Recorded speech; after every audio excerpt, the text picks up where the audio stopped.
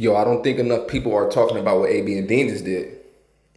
What's crazy is that Wild and Out and BET were both aired on the 28th, same day. Think about that. Attention economy split in two different ways. And that was a bold business move by Nick Cannon. Low key makes me wonder if he's trying to leverage his brand to be bigger than that award show, to be a bigger black show. And one of the biggest comedy brands in black entertainment, both fight for people's attention on the exact same day. This is what caught my eye. AB and Deen weren't making headlines from the BET Awards. They were over on Wild and Out with Nick Cannon. And I don't think that's an accident. I think it says everything about where entertainment is headed. And it's about bridging the gaps. Same thing we just talked about in the Drewski video. We gotta stop thinking success only looks like red carpets and award shows and ceremonies. Somebody put an award on your hand, you get on the stage and do a big speech. That was years ago. Getting invited to the BET Awards was the goal. Getting invited to the XL Freshman Magazine cover was the goal. Labels pushed artists to be seen there. Everybody wanted that industry validation.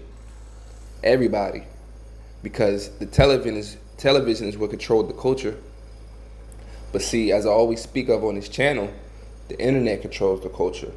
That's why the attention moves differently. People are not sitting through 3 hours of an award show.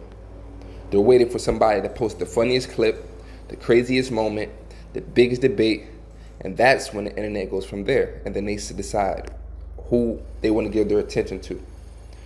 Now, let me tell you why I do like the Wild 'N Out move. Now, think about Wild 'N Out. That show was basically a viral content factory.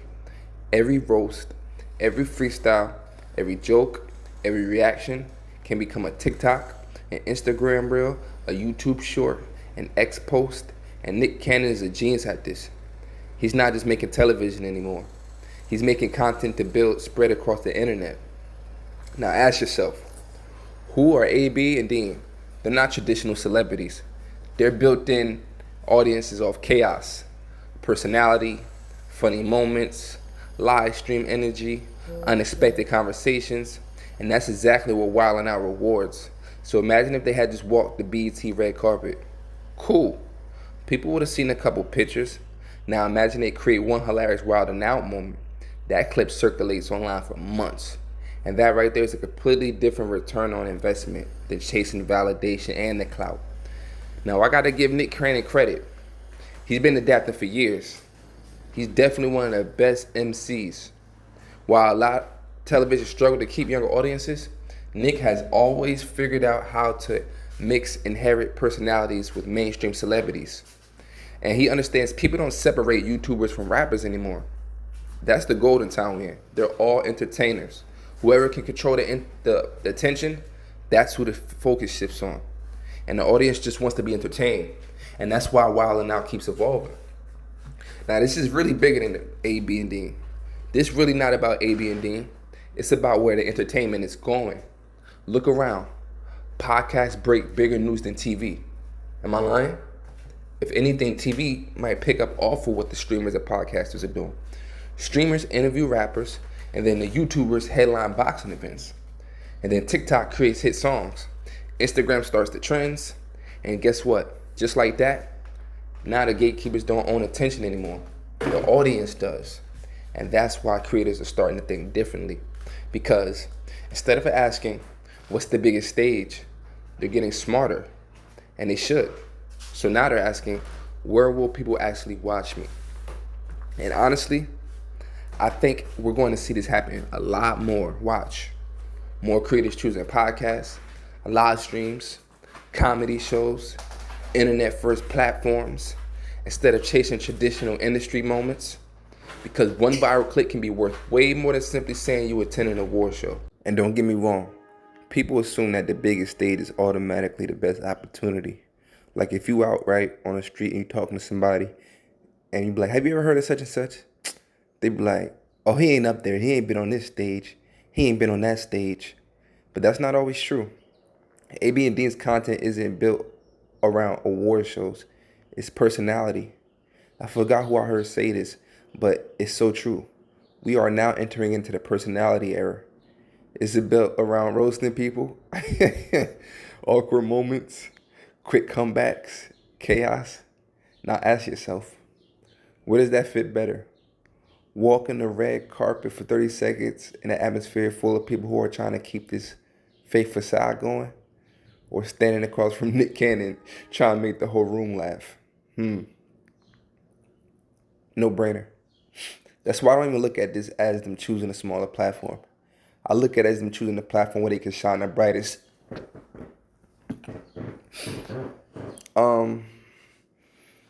At the BT Awards, it would have been way too many competing and conflicting personalities trying to just marginalize what they're doing in a way. And one thing Nick Cannon does deserve credit for, he didn't wait until creators became bigger than TV. He adapted. That's one reason why I really do respect Nick. Think about how many people first became familiar with internet personalities because they appeared on Wild 'N Out. Think about it. Nick understands that something a lot of executives don't, even though, in my eyes, Nick definitely is an executive. The way he runs his business, he employs people. You have no idea how many people this man has on payroll. Fans don't care if somebody came from YouTube, TikTok, streaming, comedy, or rap. If they're entertaining, they have charisma, they have that draw, that pull, people are watching. And that's a completely different mindset than traditional television. And you know what's crazy? You can't buy it. You could put so much money behind it and package it up, but if it ain't real and people ain't really resonating with it, then they not resonating with it. And I think we're watching careers get built way differently now. Back then, I know y'all heard that. Loud engines. You got famous. Then television called. And then today, you built a fat audience first. Then television wants you. You see the psychology behind that? And I always did thought that was backwards from how the industry used to work. Because AB and Deen already had a boat. They're just looking for the missing counterpart to turn it into a big cruise line, if that makes sense. So, Nick isn't introducing them to the world. He's introducing Wild 'N Out to their audience, too. That's leverage. That's partnership. And it's smart, Nick. Very smart. And honestly, this is bigger than celebrities. If you're a small creator watching this, don't always chase the bigger platform. Chase the place where your personality fits best. Because sometimes people are trying so hard to look important, so hard to look cool, and I can't stand that. If I see one of y'all walking out, it's going to be all genuine love and connection. Like, yo, what's up? How you doing? Oh, I'm on YouTube. Man, that persona era is so corny. They forget to even be entertaining. And entertainment is what wins every single time. And that's why these funny clips are traveling way farther than these fake, drawn out, architect, polished speeches. Ain't nobody got time for that. Hold up, I go band for band. I go B for B. I go G for G. I go E to E. Yeah. I go B for B.